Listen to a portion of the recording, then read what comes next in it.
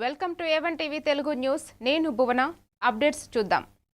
చారిత్రక ప్రాధాన్యం కలిగిన తెలంగాణ శాసనసభ భవనంలో జరుగుతున్న మరమ్మతులు, పునరుద్ధరణ పనులు ముఖ్యమంత్రి రేవంత్ రెడ్డి పరిశీలించారు.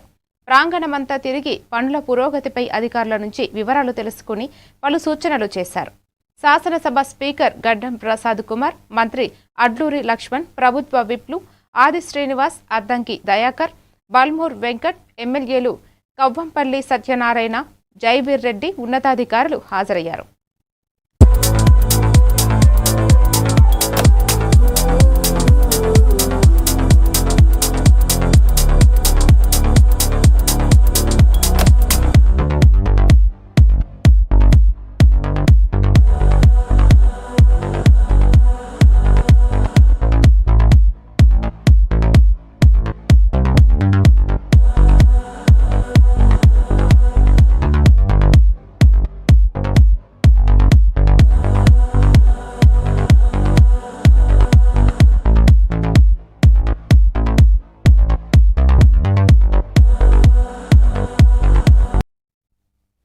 ఏపీ కేబినెట్ సమావేశంలో మంత్రివర్గం కొన్ని కీలక అంశాలపై చర్చించింది. ఎజెండా అంశాలపై చర్చించిన అనంతరం ప్రస్తుతం రాష్ట్రంలో నెలకొన్ని లోటు వర్షపాత పరిస్థితులు, ఎల్ నినో ప్రభావంపై కూడా సుదీర్ఘ దృష్టి సారించారు. ఈ సంక్షోభాన్ని అన్ని శాఖల వారు సవాల్గా తీసుకుని ఎదుర్కోవాలని సీఎం చంద్రబాబు దిశానిర్దేశం చేశారు. ముఖ్యంగా త్రాగునీటికి తొలి ప్రాధాన్యం ఇవ్వాలని స్పష్టం చేశారు. అలాగే ప్రజలకు వర్షాభావ పరిస్థితులు, ఎల్ నినో పరిస్థితులను మంత్రులే వివరించాలని ఆదేశించారు. రైతులకు ప్రత్యామ్నాయ ఆరుతడి పంటలపై అవగాహన కల్పించాలని తెలిపారు. కేబినెట్ సమావేశం అనంతరం మంత్రి పార్థసారథి మీడియాకు వివరాలు వెల్లడించారు. డిస్కస్ చేయడం జరిగిందని చెప్పేసి మనం చేస్తాను. మరి ఈ ఎల్ నినో ప్రభావం సెకండ్ హాఫ్లో ఇంకా ఎక్కువ, అంటే ఇంకా జూలై ఆగస్ట్ తర్వాత ఇంకా తీవ్రంగా ఉంటుందని కూడా వాతావరణ శాఖ నిపుణులు తెలియజేస్తూ ఉన్నారు. ఇప్పటికే దాదాపు 51% డెఫిసిట్ రెయిన్ఫాల్. భవిష్యత్తులో మొత్తం సంవత్సరం మీద కూడా చూసుకుంటే ఇది ఇంకా ఎక్కువ అయ్యే పరిస్థితి కూడా కనపడుతుంది. మరి ఈ పరిస్థితిలో ఒక బాధ్యత కలిగిన ప్రభుత్వం రైతుకి మార్గనిర్దేశం చేయాల్సిన బాధ్యత ఉంది. అదేవిధంగా ప్రియారిటీస్ కూడా నిర్ణయించుకోవాల్సిన బాధ్యత ఒక బాధ్యత కలిగిన ప్రభుత్వం మీద ఉంటుందని చెప్పేసి తెలియజేస్తా ఉన్నాను. గతంలో ఈ విధంగా చేశామో, ఈ విధమైన పంటలు వేసుకున్నామనే మొండిగా కాకుండా కొంచెం ఎదుర్కోబోయే సమస్యను కూడా దృష్టిలో పెట్టుకుని తగు చర్యలు తీసుకోవాలని చెప్పేసి రైతుల్ని కోరమని చెప్పేసి మరి ముఖ్యమంత్రి గారు చెప్పడం జరిగింది. 50% గోదావరి, కృష్ణాలో నాట్లు వేశారు. సో ఇక ముందు ఆలోచించమని చెప్పేసి కూడా మరి రైతులను కోరుతా ఉన్నాం. ఎందుకంటే అందరూ ప్యాడీ క్రాప్ వేసినట్లయితే రాబోయే నష్టాన్ని దృష్టిలో పెట్టుకుని, అంటే వేసి నీళ్లు లేవు అని బాధపడి నష్టపోయే కంటే కూడా ముందే కొంచెం దయతో ఆలోచిస్తే ఏ విధమైన చర్యలు తీసుకోవాలని చెప్పేసి రైతులు నిర్ణయం తీసుకోవాలని చెప్పారు. సో రైతులకి అన్ని విధాలా కూడా అగ్రికల్చర్ డిపార్ట్మెంటు ప్రభుత్వం అండగా ఉంటుంది. రాష్ట్ర వ్యాప్తంగా సుమారు 25 లక్షల మంది విద్యార్థులు ఫీజు రియంబర్స్మెంట్ బకాయిలతో తీవ్ర ఇబ్బందులు ఎదుర్కొంటున్నారని తెలంగాణ బీజేపీ రాష్ట్ర అధ్యక్షులు రామచంద్రరావు అన్నారు. దక్షిణ భారతదేశంలోనే అత్యధిక 6.8% నిరుద్యోగ రేటు తెలంగాణలో నమోదవడం రాష్ట్ర ప్రభుత్వ వైఫల్యానికి నిదర్శనమన్నారు. ఫీజు రియంబర్స్మెంట్ బకాయిలను ప్రభుత్వం పూర్తిగా విడుదల చేసే వరకు ఈ పోరాటం నిరంతరంగా కొనసాగుతుందన్నారు.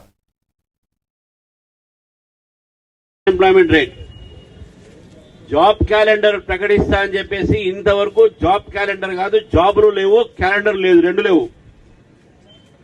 మూడోది 25 లక్షల మంది విద్యార్థులు ఈరోజు ఫీజు బకాయిల మీద వారందరూ కూడా నిర్భరమై ఉన్నారు. కాబట్టి ఈ ఫీజు రీఎంబర్స్మెంట్ చేయాలి అనేటువంటి డిమాండ్తో యువ మోర్చా ఈ కార్యక్రమాన్ని ఒక ఉద్యమ రూపంలో తీసుకోవడం జరిగింది. ఇది కేవలం ఈరోజు పోస్టర్ రిలీజ్ మాత్రమే.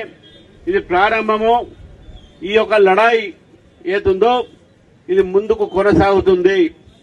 ఒక అన్ఎంప్లాయ్మెంట్ అలవెన్స్ కావచ్చు, ఎంప్లాయ్మెంట్ క్రియేషన్ కావచ్చు, ఇండస్ట్రీస్ కావచ్చు, జాబ్స్ కావచ్చు, జాబ్ క్యాలెండర్ కావచ్చు, ఇవన్నీ కూడా మీరు పెట్టినటువంటి మేనిఫెస్టో ఉంది. కాబట్టి అది నెరవేరే వరకు యువ మోర్చా భారతీయ జనతా పార్టీ పోరాటం చేస్తూనే ఉంటుందని చెప్పి తెలియజేస్తూ ఈ కార్యక్రమంలో అందరూ కూడా పాల్గొనేందుకు ఈ పోస్టర్ రిలీజ్ కార్యక్రమంలో మీ అందరికీ ధన్యవాదాలు తెలుపుతూ రానున్న కార్యక్రమాల్లో కూడా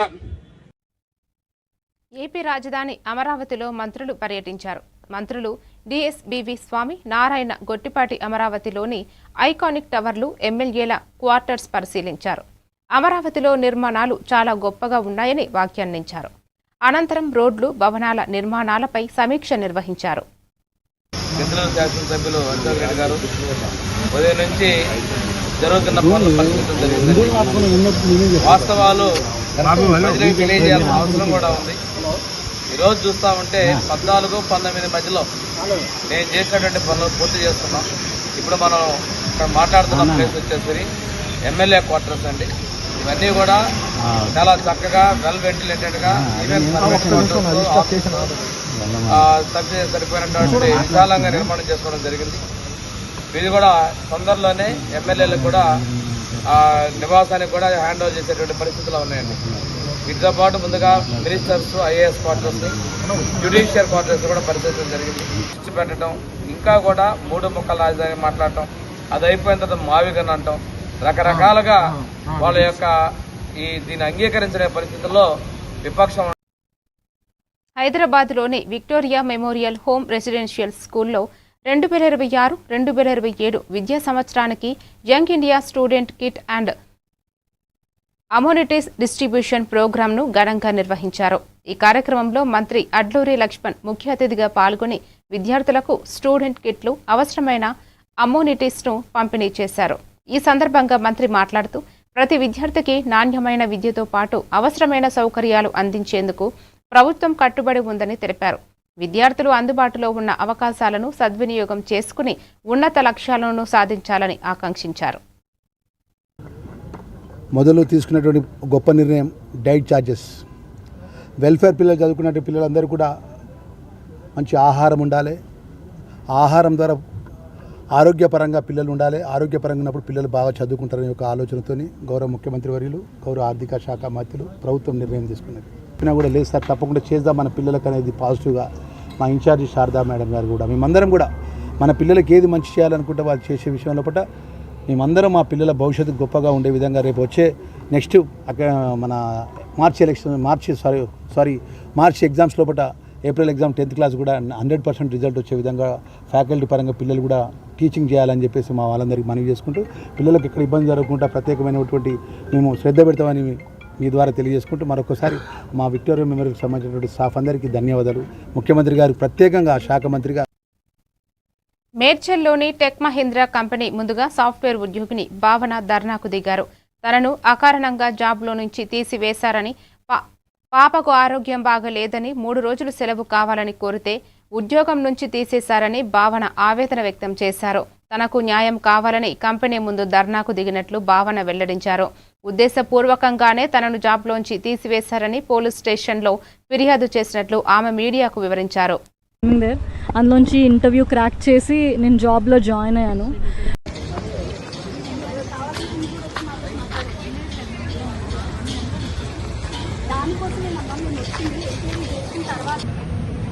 Four and a half months back tech మహీంద్రాలో జాయిన్ అయ్యాను. అందరిలాగే hundreds of people coming there. అందులోంచి ఇంటర్వ్యూ క్రాక్ చేసి నేను జాబ్లో జాయిన్ అయ్యాను. జాయిన్ అయిన తర్వాత జూన్ మంత్లో నాకు హెల్త్ నిజంగా బాగుండలేదు. ఫ్లోర్ మీదనే పడిపోయాను. వాళ్ళు ఇక్కడ నుంచి యూనివర్సిటీ లోపల ఉన్న చిన్న హాస్పిటల్ డామ్స్కి తీసుకెళ్లారు. అక్కడి నుంచి లేదు తన కండిషన్ బాగాలేదు, మీరు మల్లారెడ్డికి తీసుకెళ్ళండి అని చెప్పారు. అక్కడి నుంచి నేను మల్లారెడ్డి హాస్పిటల్కి డెఫినెట్గా వెళ్ళాను. వెళ్ళిన తర్వాత అక్కడ కూడా ఫెసిలిటీ సరిగ్గా లేవని మా హస్బెండ్ నన్ను ఇంటి దగ్గర ఉన్న జీనియా హాస్పిటల్కి షిఫ్ట్ చేశారు. సో అక్కడ వాళ్ళు చెప్పారు మీకు స్పాండిలైసిస్ అయి ఉండొచ్చు, బికాజ్ మీరు చాలా ఇయర్స్ నుంచి కార్పొరేట్స్లో వర్క్ చేస్తున్నారు కాబట్టి మీరు స్పాండిలైసిస్ ట్రీట్మెంట్ తీసుకోండి అని చెప్పారు. సో నేను స్పాండిలైసిస్ ట్రీట్మెంట్ తీసుకోవడానికి 15 days ఫిజియోథెరపీ ఉండింది. ఆల్రెడీ నేను ఆ డాక్యుమెంట్స్ వాళ్ళకి సబ్మిట్ చేశాను. ఆ పాయింట్ ఆఫ్ టైంలో డాక్యుమెంట్స్ సబ్మిట్ చేసిన తర్వాత ఆ 14 days ఆఫ్ టైంలో థ్రెటనింగ్ ఈమెయిల్స్, మిమ్మల్ని మేము జాబ్లోంచి తీసేస్తున్నాం, మీరు రిపోర్ట్ చేయట్లేదు, discontinuation of your work, we are very sorry to let you know that your NEET పరీక్ష అవకతవకలపై కేంద్ర విద్యాశాఖ మంత్రి ధర్మేంద్ర ప్రధాన్ రాజీనామా డిమాండ్ చేస్తూ విజయవాడలో విద్యార్థి యువజన సంఘాల నేతలు చేపట్టిన చలో లోక్ భవన్ కార్యక్రమం ఉద్రిక్తంగా మారింది. లోక్ భవన్ ముట్టడికి యత్నించిన సంఘాల నాయకులను, కార్యకర్తలను పోలీసులు అడ్డుకుని అరెస్టు చేయడంతో అక్కడ తీవ్ర గందరగోళం నెలకొంది.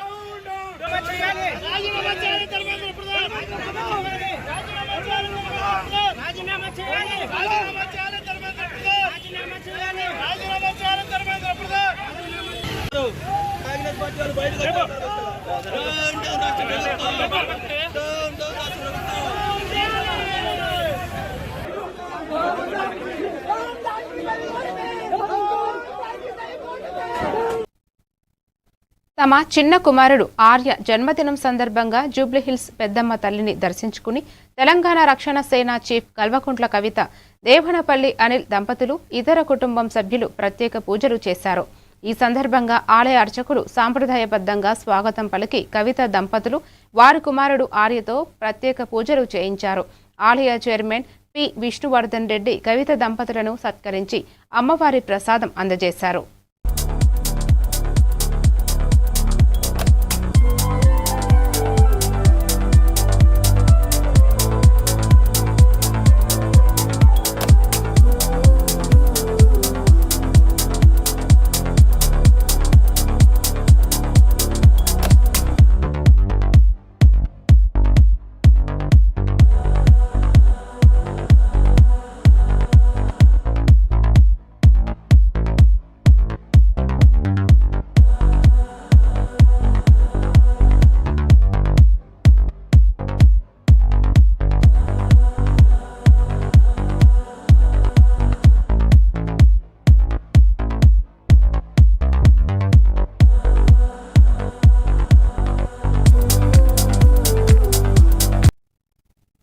తిరుమల ఘాట్ రోడ్డులో అపహరణకు గురైన అభయ ఆంజనేయ స్వామి విగ్రహాన్ని 15 గంటల్లోనే పోలీసులు రీకవరీ చేసిన విషయం తెలిసిందే.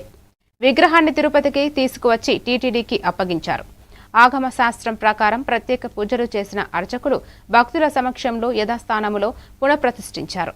నడక మార్గంలో భద్రతను మరింత కట్టుదిట్టం చేసి అదనపు సీసీ కెమెరాలు ఏర్పాటు చేస్తామని టీటీడీ అదనపు ఈవో వెంకయ్య చౌదరి వెల్లడించారు.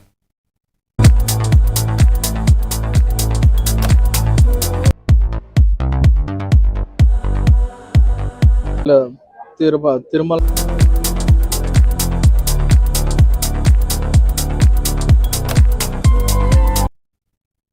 సభ్యుల నినాదాలు, ఆందోళన నడుమ పార్లమెంటు వర్షాకాల సమావేశాలు 4వ రోజు కూడా తీవ్ర ఉద్రిక్తల మధ్య సాగాయి.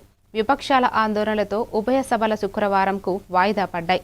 నీట్ పేపర్ లీక్ అంశానికి సంబంధించి కేంద్ర మంత్రి ధర్మేంద్ర ప్రధాన్ బాధ్యత వహిస్తూ రాజీనామా చేయాల్సిందేనని విపక్షాలు పట్టుబట్టాయి.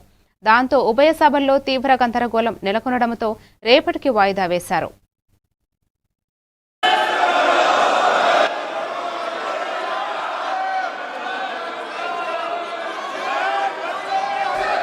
आप अगर प्रश्नकाल नहीं चलाना चाहते, प्रश्नकाल माननीय सदस्यों का सबसे महत्वपूर्ण समय होता है, जवाबदेह का होता है। मैंने कल भी प्रयास किया, अब भी प्रयास कर रहा हूं कि सदन हर मुद्दे पर चर्चा करने को तैयार है। आप प्रश्नकाल के बाद आइए, जिस नियमों के तहत भी आप चर्चा करना चाहते हैं, सब दलों के साथ बैठकर हम चर्चा करने के लिए सरकार से भी बात करेंगे, सरकार भी चर्चा करने को तैयार है। इसलिए आप चर्चा करें नियमों के तहत मैं इस विषय पर चर्चा करने की अनुमति दूंगा। सदन की कार्रवाई आज 12 बजे तक स्थगित की जाती है। రాజ్యసభలో నీట్ పరీక్షల వివాదం, పేపర్ లీకేజీలపై ప్రతిపక్ష నేత మల్లికార్జున ఖర్గే తీవ్ర స్థాయిలో మండిపడ్డారు. బాధ్యత వహిస్తూ విద్యాశాఖ మంత్రి వెంటనే రాజీనామా చేయాలని డిమాండ్ చేశారు. రోడ్లపైకి వచ్చి ఆందోళన చేస్తున్న విద్యార్థులపై పోలీసులు లాఠీచార్జ్ చేయడం, వారు ఆసుపత్రుల పాలు అవ్వడంపై ఆవేదన వ్యక్తం చేశారు. जो आज प्राइम मिनिस्टर का बयान हुआ है ये इंस्टिगेटिव बयान है ये, और दूसरा जो है पहले एजुकेशन मिनिस्टर का इस्तीफा होना चाहिए। चर्चा करने के लिए थे, चर्चा से भाग चर्चा के लिए ప్రతిపక్షాల తీరుపై పార్లమెంటరీ వ్యవహారాల మంత్రి కిరణ్ రిజిజు మండిపడ్డారు. నీట్పై చర్చ నుంచి తప్పించుకోవాలని ప్రతిపక్షాలు చూస్తున్నాయని ఆరోపించారు. చర్చ ముందు షరతులు పెట్టడం భావ్యం కాదని అన్నారు. ఈ అంశంపై తన వాదన వినిపించే హక్కు ప్రభుత్వానికి కూడా ఉంటుందని అన్నారు. कल भी अपील किया, मैं आज भी फिर से आपके माध्यम से सदन को अपील करना चाहता हूं। कांग्रेस पार्टी के नेताओं से और बाकी विपक्ष के साथियों से हमने पर्सनल लेवल में भी बातचीत किया, हमने आमंत्रित भी किया है कि आपका सुझाव क्या है हमको आप पर्सनली मिलकर बता सकते हैं। लोकसभा स्पीकर साहब के माध्यम से भी हमने चर्चा किया है कि नीट पेपर लीक को लेकर के इस सदन में और राज्यसभा में हम जिस प्रकार से विपक्ष चाहता है, जिस तारीख को चाहता है, जितना समय चाहिए चर्चा के लिए सरकार तैयार है। उनको कड़ी सजा के लिए फास्ट ट्रैक कोर्ट भी बनाने का आदेश दिया गया है, और साथ में ये भी कहा है कि देश के युवाओं का, देश के हमारे छात्राओं का भविष्य के साथ कोई भी खिलवाड़ बर्दाश्त नहीं किया जाएगा। भविष्य हमारे युवा का अच्छा हो, इसके लिए चर्चा होना जरूरी है। एकजुट हो जाए और लोकसभा में जितना जल्दी चर्चा हो देश के लिए अच्छा है। मैं फिर से अनुरोध करना चाहता हूं कि बिना विलंब के हम नीट पेपर लीक पे चर्चा शुरू। పార్లమెంట్ ఉభయ సభల్లో వాయిదాల పర్వం కొనసాగడంతో విపక్ష సభ్యులు సభ వెలుపల ఆందోళనకు దిగారు. పార్లమెంట్ ఎంట్రన్స్లోని మఖద్వార్ వద్ద ఇండియా కూటమి సభ్యులు తగ్గేదే లేదన్నట్లుగా ఆందోళనలు నిర్వహించారు. తమ తమ డిమాండ్లను వినిపిస్తూ ప్లకార్డులు సైతం ప్రదర్శించారు.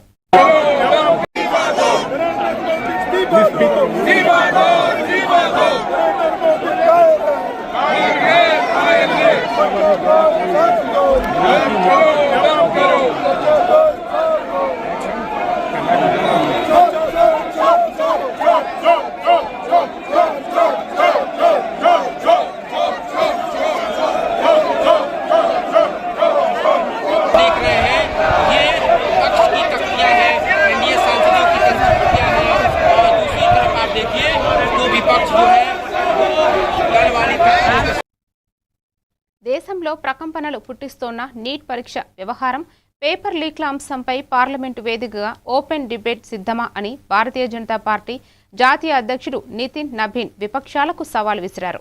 లోక్సభ ప్రతిపక్ష నేత రాహుల్ గాంధీతో పాటు విపక్ష కూటమి పార్లమెంటులో చర్చకు రాకుండా పారిపోతుందని, సభ ముందుకు వస్తే వారి ద్వంద్వ నీతి బయటపడుతుందనే భయంతోనే వెనుకబడి వేస్తున్నారని నితిన్ నబీన్ ఆరోపించారు. हर स्तर पर चर्चा को तैयार है, पर राहुल गांधी और कांग्रेस और संपूर्ण विपक्ष चर्चा से भाग रहे हैं, क्योंकि उनको मालूम है जब वो सदन के पटल पे चर्चा करने आएंगे तो उनकी जो दोहरा चरित्र है वो जनता और युवाओं के बीच में जग जाहिर हो जाएगा। हम तो खुली चुनौती देते हैं, आइए संसद के पटल पर छात्र और युवा के विषय पर, नीट के विषय पर, हर विषय पे हम चर्चा करने को तैयार हैं। राहुल गांधी के जो राजनीतिक दृश्य रहा है भगोड़ा का, भारतीय जनता पार्टी का सांसद हर विषय पर, भारतीय जनता पार्टी और एनडीए की सरकार हर विषय पर चर्चा भी करने को तैयार है और हर सवाल का जवाब देने को तैयार है। साथ है देश का युवा पूरी तरह से छात्र प्रधानमंत्री के उस विजन के साथ है जिसमें సిక్కింలో టన్నెల్ ప్రమాదంలో మృతుల సంఖ్య 22కు చేరింది. ఈ ప్రమాదంలో 25 మంది కార్మికులు చిక్కుకోగా 22 మంది మృతదేహాల వెలికి తీశారు. మరో 3 కోసం గాలింపు చర్యలు చేపట్టారు. నమూచిలోని హైడ్రో ప్రాజెక్టు టెన్నెల్లోని పనిచేస్తుండగా కొండ చర్యలు విరిగిపడి ప్రవేశ ద్వారం మూసుకుపోయింది. అనంతరం మిథేన్ వాయువు విడుదల కావడంతో భారీ పేలుడు సంభవించి ప్రమాదం చోటు చేసుకుంది. కాగా మిగతా 3 కార్మికుల కోసం సహాయక బృందాలు గాలింపు కొనసాగుతోంది.